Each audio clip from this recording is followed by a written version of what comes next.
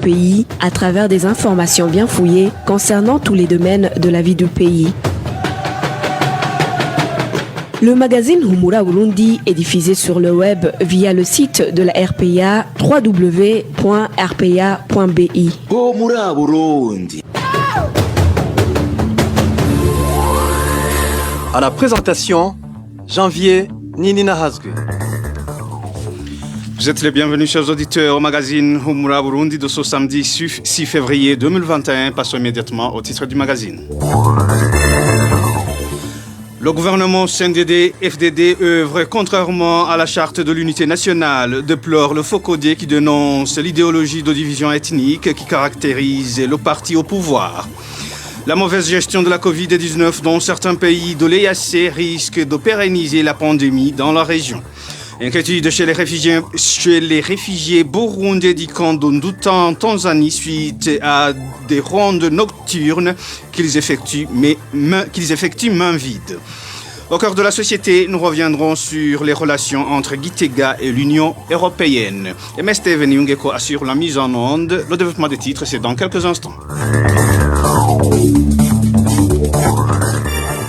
Encore une fois, bienvenue. Le président de la République du Burundi reconnaît que le pouvoir actuel se fait induire en erreur par de mauvais conseils des proches du pouvoir. Évariste Ndayishimiye l'a soulevé ce vendredi sur le monument de l'unité nationale lors de la célébration du 30e anniversaire de la signature de la charte de l'unité nationale. Évariste Ndayishimiye a indiqué que ce sont ces conseils qui parviennent à toutes les autorités du pays. Cependant, il annonce que de son côté, il s'est déjà désolidarisé avec de tels conseils. Écoutez Evariste Ndayishimiye, président de la République du Burundi. Nico gituma nagomba gusaba abantu bose umurundi wese ntihagire usubira kuba inyoshambi y'indongozi. Burya hari n'indongozi ziba mbi kubera inyoshambi. Je voudrais ici demander à tout Burundais de ne jamais tenter d'être un mauvais conseiller pour un tel responsable. Il y a des responsables assimilés aux mauvais dirigeants par le biais de mauvais conseillers. On attribue un quelconque poste à quelqu'un et du coup, on entend des gens qui commencent à lui dire que c'est le bon moment de s'enrichir. Ou encore, il faudra que l'on change de cabaret pour fréquenter les cabarets de luxe, puisque tu ne manqueras de rien. Ici, c'est-à-dire qu'on incite à voler. Je le sais très bien. Ne nous soumettez pas à la tentation. Ils viennent nous dire ignorer telle ou telle autre personne et attribuer son poste à un des nôtres. Et comme vous êtes plus nombreux que les responsables, vous parvenez souvent à avoir le dernier mot. D'autres te diront, laisse tomber avec ce procès. Et puisqu'ils sont nombreux à te le demander, tu finis par céder. Je voudrais demander à tous les Burundais, ne nous soumettez pas à la tentation. Soyez plutôt de bons conseillers et soyez plutôt stricts. Là où on n'a pas été correct, même si vous étiez nos frères. Il y en a ceux qui nous incitent à prendre de la corruption, à voler dans les greniers de l'État, à faire des orientations à la justice. Assez. En matière de la justice, on punit tant le corrompu que le corrupteur. Comment alors pourraient-ils se dénoncer mutuellement alors qu'ils sont conscients qu'ils seront tous punis? Il y en aura d'autres qui te diront accepte la corruption puisque demain ta place sera occupée par quelqu'un d'autre. On arrive à taxer de marginal celui qui refuse d'être corrompu. Je voudrais vous demander, vous les responsables, d'être courageux. Agissez en père de famille. Le père de famille s'engage à protéger sa famille contre tous les dangers. Dénonçons ces gens qui veulent nous induire en erreur. Moi, aujourd'hui, personne ne m'approche pour me tenter parce qu'ils savent que je ne me laisserai pas faire. Et si tout le monde devait être comme moi? Nta muntu akinzanira insaku kuko arazi ko ntozakira. Nta muntu aza kunyosha nabi je kuko arazi ingene meze. Esha indongozi zose zomera uko. Hamwe ata muntu numwe azogaruka kubakwega gukorera nabi abene gihugu. C'était le président Évariste Ndayishimiye, arrêté repris en français par Emmanuel Nyungeko. Le comportement du parti au pouvoir, le CNDD-FDD, va à l'encontre de la charte de l'unité nationale. Constat du Forum pour la conscience et le développement Focodé en sigle, dans une déclaration sortie ce vendredi à l'occasion de la célébration du 30e anniversaire de la charte de l'unité nationale. Pacifique Ninina Hazwe, président du Focodé, indique que ce jour arrive à quelques mois que le régime de Gitega ait refusé le rapatriement du corps de l'initiateur de la dite charte. Suivez.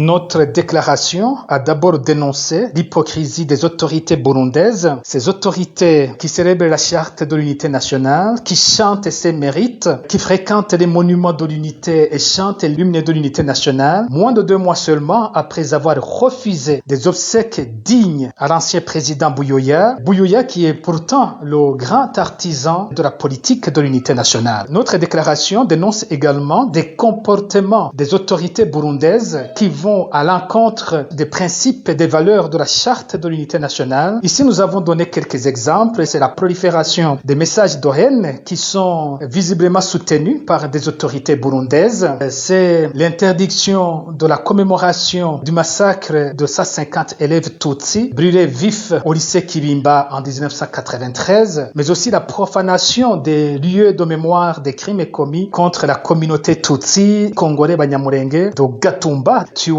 en août 2004. Le président du FOCODE ajoute que le fichage ethnique organisé vers la fin du mois d'octobre l'an 2020 ne visait qu'à écarter les Tutsis dans les hautes institutions du pays. Encore une fois, Pacifique, Nini Nahazou. Nous nous sommes inquiétés du récent recensement ethnique dans la fonction publique, du fichage ethnique des employés des ONG internationales au Burundi, mais aussi des informations que nous recevons d'une sorte de discrimination ethnique et politique qui est instaurée, où notamment des Tutsis et des Hutus de l'opposition ont du mal aujourd'hui à se faire recruter. Nous avons également dénoncé une sorte de monopolisation ethnique de certaines responsabilités dans les services publics. Ici, l'exemple, c'est le fait que nous apprenons que la quasi-totalité des directeurs provinciaux de l'éducation sont des Hutus, que la quasi-totalité des médecins provinciaux, des responsables des districts sanitaires sont des Hutus. Tous les responsables provinciaux du service national de renseignement sont également des Hutus, proches du CNDD-FDD. L'autre domaine sur lequel nous avons pointé du doigt, c'est le traitement, les doubles standards dans l'armée burundaise, où des généraux officiers ex-FDD, donc Hutus, sont propulsés dans des postes politiques stratégiques ou dans la direction des entreprises stratégiques, alors que des généraux et officiers Tutsi ex-FAB sont complètement exclus de ces cercles. Des comportements qui sont contraires à la charte de l'unité nationale, et c'est des comportements qui risquent de faire retomber le pays dans des abîmes de la tragédie qui peuvent nous conduire à un conflit, encore une fois, extrêmement grave. C'était Pacifique Nini Nahazou, président du FOCODE. Dans quelques instants, nous abordons la page Droits de l'homme. Retrouvez les différentes productions de la RPA sur Facebook, YouTube, Twitter et sur www.rpa.bi. Un membre du parti CNL de la colline Kavumu, zone Muyira, en commune Kanyosha, province Bujumbura, est porté disparu il y a exactement 8 jours. Quoique sa famille dispose de quelques indices qui pourraient être utiles à la traçabilité du sien, aucune enquête n'a été jusqu'ici amorcée, déplore la famille qui plutôt subit souvent des menaces à ce sujet. Trésor Nyongabo pour plus de détails. Il s'appelle Clément Douayedzo, natif et résident de la sous-colline Rweza, colline Kavumu, en zone Mouira de la commune Kanyosha. En date du 30 janvier et en pleine journée vers 11h, Clément Douayedzo a répondu à un appel téléphonique. Ainsi, il est parti avec l'un de ses voisins, Joseph Manirakiza, un des membres influents du parti CNDD-FDD dans la localité et qui a été également dans la branche du mouvement CNDD-FDD au Maki. Joseph Manirakiza est alors rentré seul au moment où Clément Douayedzo reste introuvable jusqu'à date. Sa famille s'est confiée à la police mais sans effet. Aucune volonté d'enquête n'a été manifestée, ne fût-ce que pour interroger Joseph Manirakiza qui était parti avec le porté disparu. Par contre, un groupe d'Imbonerakure s'est mis à intimider l'épouse de Clément Douayedzo afin qu'elle ne parle plus de la disparition de son mari. Des intimidations qui ont diminué après que la famille est retournée auprès de la police pour cette fois-ci demander une mesure de protection. Le chef de zone Muyira, Gédéon Mitabavuma, est lui aussi soupçonné d'être au courant de cette disparition. La rédaction de la RPA a essayé de le joindre, mais son téléphone portable était en dehors du périmètre cellulaire, de même que celui de l'administrateur de la commune Kanyosha. Trésor Nyongabo. La Commission africaine des droits de l'homme et des peuples a prévu des conditions exceptionnelles qui n'exigent pas l'épuisement des recours internes pour la recevabilité des communications. Déclaration d'Eulalie Nividzi qui explique que cette exigence est une controverse étant donné le manque d'indépendance du système judiciaire dans beaucoup de pays africains, notamment au Burundi. Il s'agit du 11e message de la campagne de dissémination de la Charte africaine des droits de l'homme et des peuples lancée par la coalition burundaise des défenseurs des droits de l'homme, CBDDH en sigle. Suivez Eulalie Nividzi.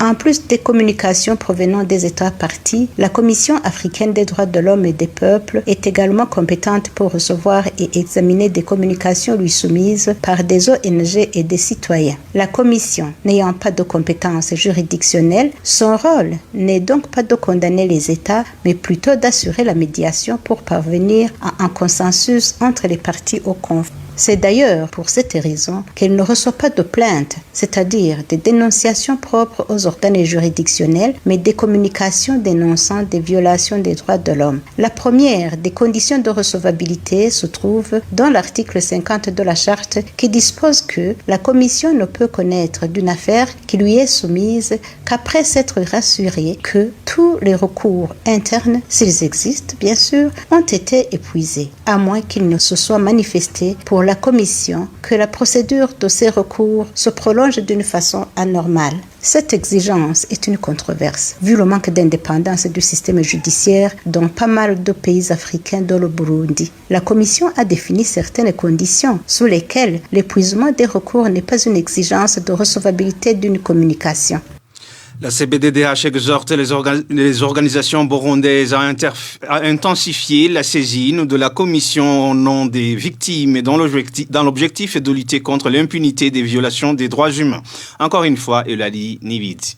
L'article 56 de la Charte et la règle 115 alinéa 2 du règlement intérieur de la Commission dressent une liste des informations que doit contenir toute communication adressée à la Commission. Toute communication doit indiquer l'identité et l'adresse de l'auteur de la requête ou de son représentant. La mention de l'identité du plaignant constitue une condition largement admise en droit international qui permet à l'instance de prendre contact avec ce dernier. Néanmoins, lorsque le plaignant court un risque de représailles de la part de l'État, il le fait savoir dans sa communication et la Commission garde anonyme son identité vis-à-vis de l'État incriminé. La communication doit aussi être compatible avec la Charte, ne pas contenir des termes outrageants ou insultants à l'égard de l'État mis en cause, de ses institutions ou de l'Union africaine, ne pas se limiter à rassembler exclusivement des nouvelles diffusées par des moyens de communication de masse, etc. Consciente de la situation particulière de certaines victimes qui sont confrontées à de nombreux obstacles, dont l'absence de moyens financiers, la crainte de représailles, le risque de disparition forcée, les rapatriements sans recours, etc., la Commission africaine n'exige pas que le plaignant ait un intérêt direct dans l'affaire. Une tierce personne ou une ONG peut agir pour le compte d'une autre personne sans le moindre intérêt personnel. C'est à ce titre que les organisations de la société civile locale et internationale jouent un rôle de plus en plus important auprès de la Commission africaine. Elles sont les principales interlocutrices des victimes devant la Commission africaine dans la mesure où elles introduisent la plupart des communications. La coalition burundaise des défenseurs des droits de l'homme, CBDDH, encourage les organisations burundaises à intensifier la saisine de la Commission au nom des victimes pour lutter contre l'impunité des violations des droits humains. C'était Eulalie Nividzi, directrice exécutive de la CBDDH. Page santé, les pays de la communauté de l'Afrique de l'Est ne sont pas au même diapason dans la lutte contre la Covid-19. Certains de ces pays en arrivent à nier la présence de cette pandémie sur leurs étendues, malgré les cas positifs à ce virus qui sont signalés ici et là. Ainsi, les spécialistes du secteur de la santé craignent que ces pays ne deviennent des réservoirs du virus. Walter Kwizera pour plus de détails. Parmi les pays de la communauté de l'Afrique de l'Est, seuls 3 pays, dont le Rwanda, le Kenya et l'Ouganda, annoncent l'évolution de la Covid-19 chaque jour. Selon les médias les plus populaires de la région, comme le journal The Citizen et The East African, jusqu'au 5 février de cette année, le Kenya avait déjà enregistré 101 534 cas positifs. L'Ouganda occupe la 2e place avec 39 789 cas positifs. Et en troisième position vient le Rwanda qui compte 16 186 cas positifs avec 213 décès. Les informations de ces médias concernant l'évolution de la Covid-19 au Burundi n'apparaissent nulle part. Quant à la Tanzanie, il compte 509 cas positifs, un effectif qui vient de passer 2 mois et 2 mois sans aucun changement. Le président tanzanien John Pombe Magufuli ne reconnaît pas l'existence de cette pandémie. Mais certains habitants de la Tanzanie affirment que les contaminations augmentent du jour au lendemain dans ce pays. Certaines des autorités de ce pays sont déjà atteintes. Là, c'était le 31 janvier. L'un des cadres du parti ACTA annonçait que le président de leur parti et vice-président en même temps du président de Zanzibar est atteint par la Covid-19, de même que certains membres de sa famille. Depuis le 25 janvier de cette année, l'Église catholique en Tanzanie a mis en garde les citoyens de ce pays en leur disant que la Covid-19 est en train de prendre de plus en plus d'ampleur et qu'ils doivent prendre toutes les précautions nécessaires pour se protéger contre cette pandémie. Néanmoins, le président tanzanien, quant à lui, ne cessait de dire à la population que cette pandémie ne doit pas les effrayer, tout en refusant même le vaccin. Une démarche est suivie également par le gouvernement burundais en disant qu'il n'acceptera aucun vaccin contre cette pandémie sur son territoire. Toutefois, l'Organisation mondiale de la santé, OMS, a pris note de ces décisions de 2 pays, le Burundi et la Tanzanie, car ces pays ne figurent pas sur la liste des pays qui vont bénéficier de ce vaccin. Ici, les organisations qui œuvrent dans le domaine de santé dans la région sont inquiétées car elles trouvent que tous ces efforts dans la lutte contre cette pandémie seront sans effet du fait que certains pays de l'EAC sont en train de la banaliser.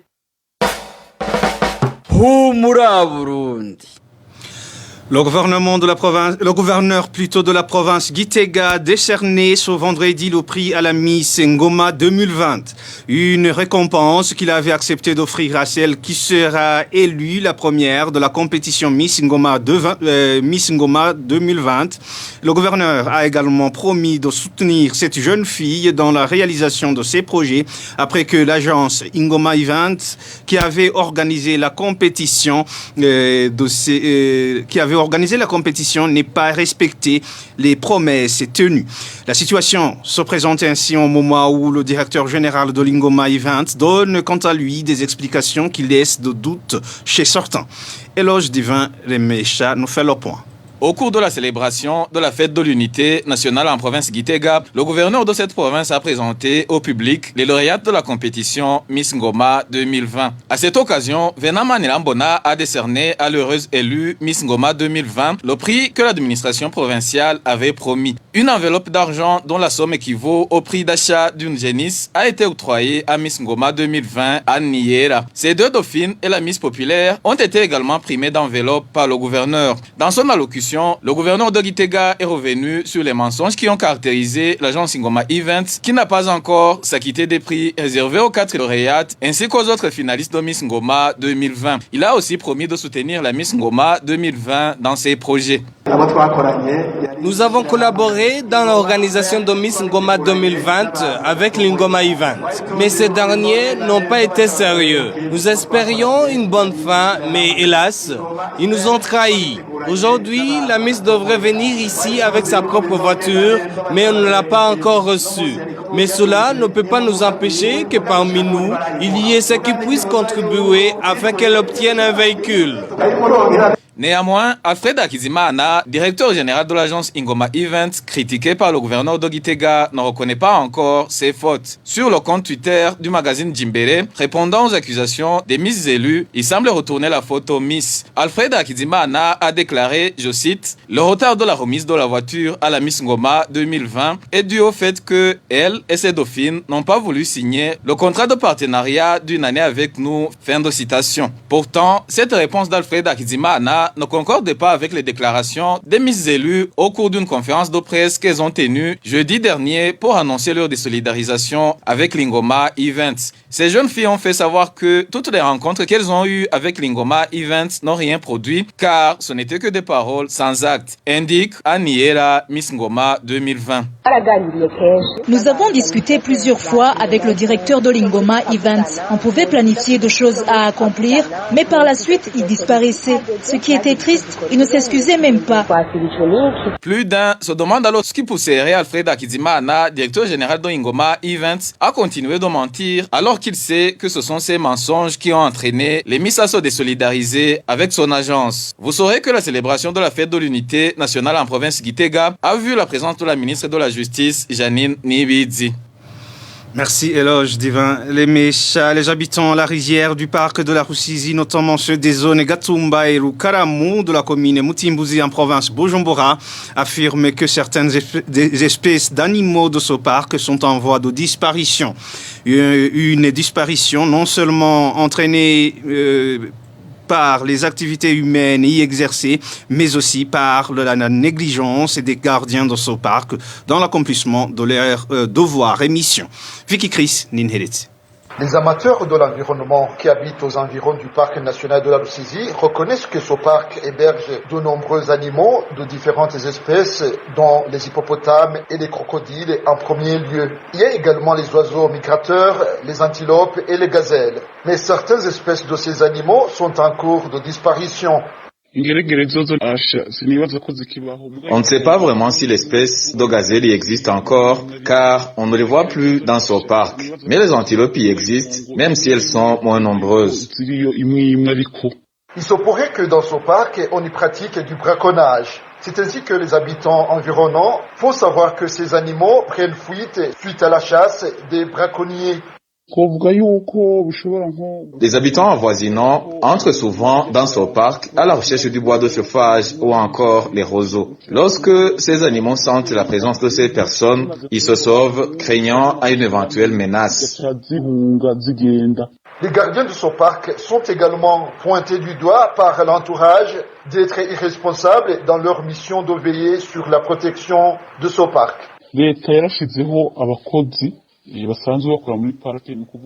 Il y a des personnes engagées par le ministère en charge de l'environnement afin de veiller sur ce parc. Mais je dirais que ces veilleurs n'accomplissent pas convenablement leur tâche, d'autant plus que des gens pénètrent dans le parc comme ils le veulent. On ne sait pas si ces gardiens reçoivent des pots de vin ou si c'est par distraction.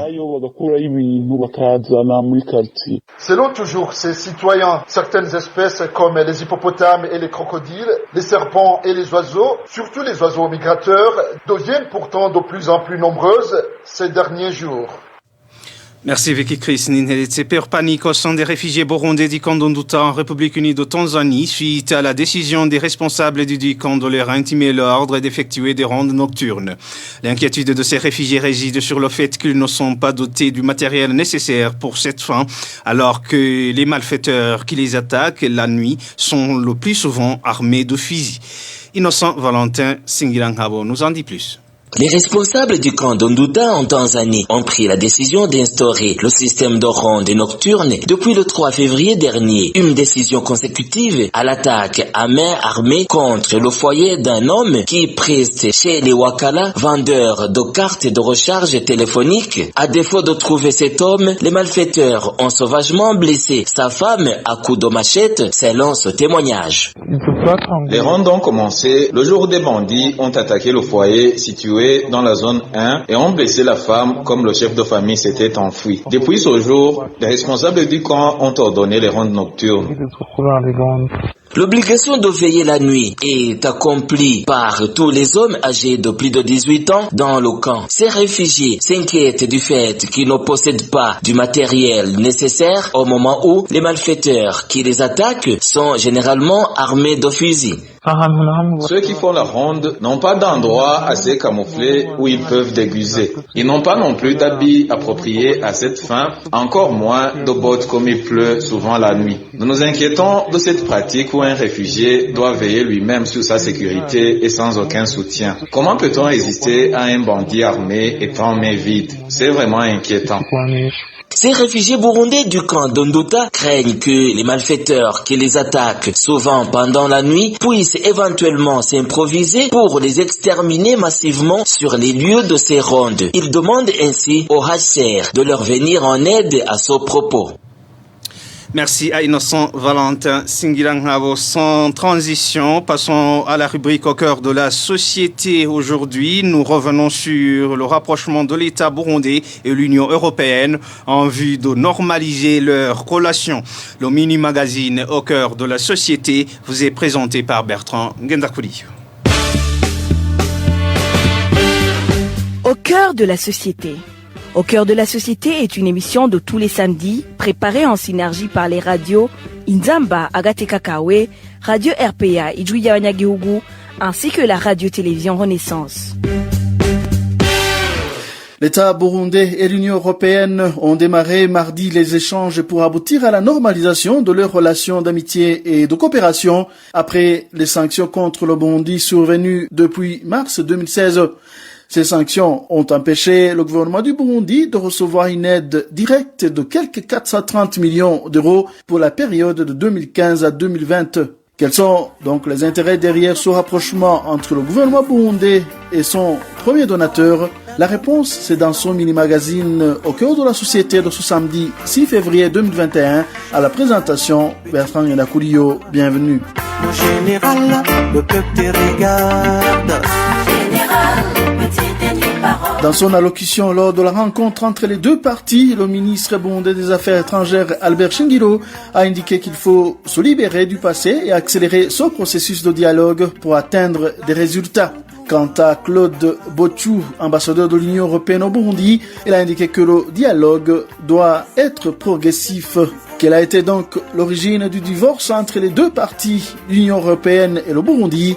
Le rappel avec Emile Basumba de la radio publique africaine. Les sanctions qui ont été prises en mars 2016 avaient été précédées par les consultations entre l'Union européenne et le Burundi afin d'examiner la situation et les possibles solutions, comme l'exige l'article 96 de l'accord de Cotonou qui lie l'Union européenne au pays ACP. C'était en décembre 2015. L'Union européenne considérait que les éléments essentiels repris à l'article 9 de l'accord, notamment les droits de l'homme, les principes démocratiques et l'état de droit, n'étaient pas en train d'être respectés par la République du Burundi. Dans le pays s'observaient des assassinats, des tortures, des disparitions forcées, des arrestations arbitraires, des intimidations et des viols, des crimes qui visaient non seulement ceux qui s'opposaient au troisième mandat contesté du président de la République, mais aussi d'autres citoyens burundais. En plus de mettre de l'ordre dans le pays, l'Union européenne exigeait également au gouvernement du Burundi de participer activement au dialogue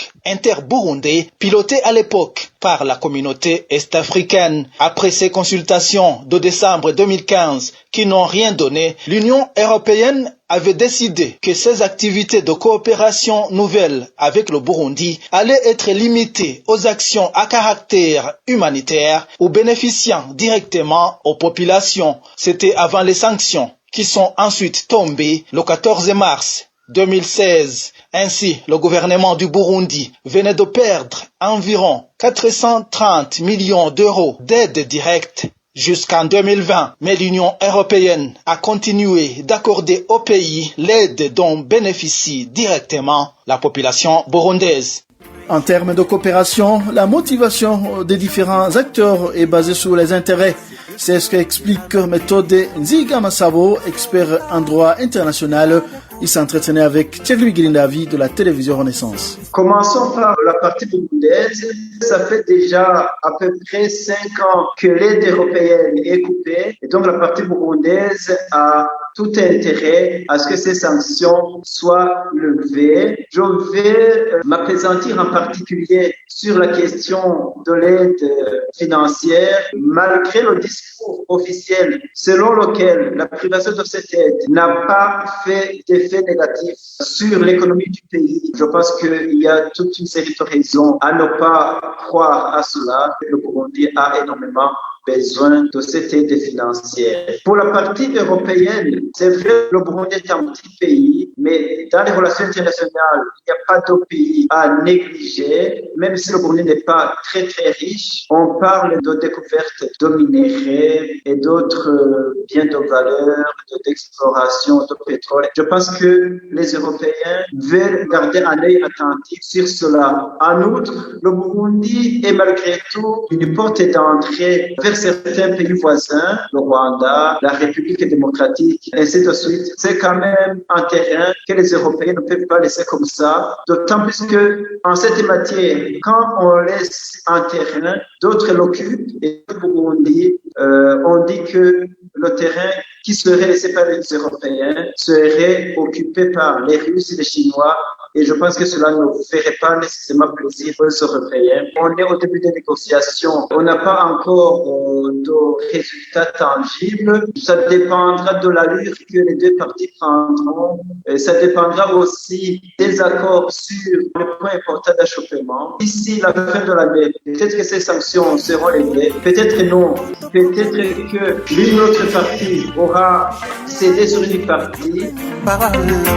Mon général, le peuple regarde. À l'issue de la rencontre, le ministre burundais s'est montré enthousiaste, n'hésitant pas de dire que les résultats concrets sont pour bientôt. Mais cet enthousiasme a été vite refroidi par plus de 40 eurodéputés qui ont écrit une lettre au vice-président de la Commission européenne pour s'opposer à la reprise de ces relations.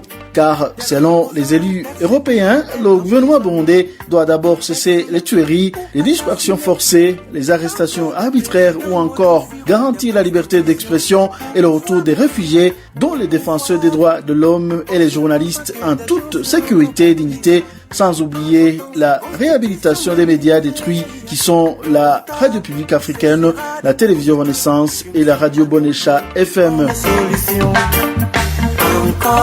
Et voilà, c'est ici que prend fin son mini-magazine de ce samedi. Merci pour votre attention. Rendez-vous samedi prochain pour un autre numéro. Au revoir. C'était l'émission Au cœur de la société.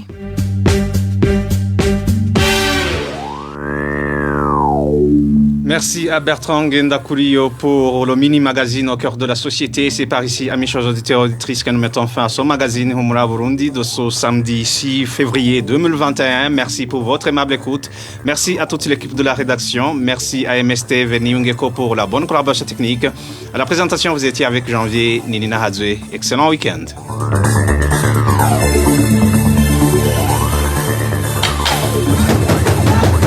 C'était le magazine Humura Burundi. Un magazine comprend pour relier les Burundais en exil et ceux toujours au pays à travers une information de qualité.